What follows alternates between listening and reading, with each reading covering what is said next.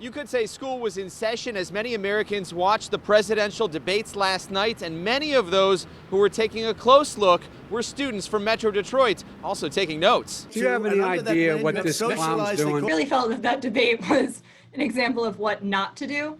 For students here at University Liggett in Grosse Pointe Woods, the presidential debates between President Donald Trump and former Vice President Joe Biden offered plenty of lessons to take away.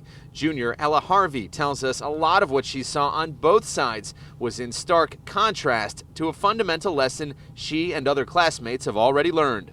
I feel that calm, balanced communication is the best way to truly get your point across. Scott Pangrazzi teaches electoral process, focusing on the 2020 presidential election to 11th and 12th graders. You really need to understand your opponent's policies, and so that in the moment, you can challenge them if you feel like they are misrepresenting a point about your own policies or about their own. He says in any debate, candidates are tasked with breaking through to an audience and persuading them to believe in their ideas and their sense of what's right. They put out policy, they put out statements throughout the course of the year, but often people who turn into the debate really aren't paying as much attention to that. Pangrazzi tells us attacking a person rather than an idea can backfire. There's nothing smart about you, Joe. What are you giving up to take that more aggressive approach? Because it's less likely to be informative. Respecting both the process and your opponent is also taught, and being able to make points clearly to those who have not heard them before.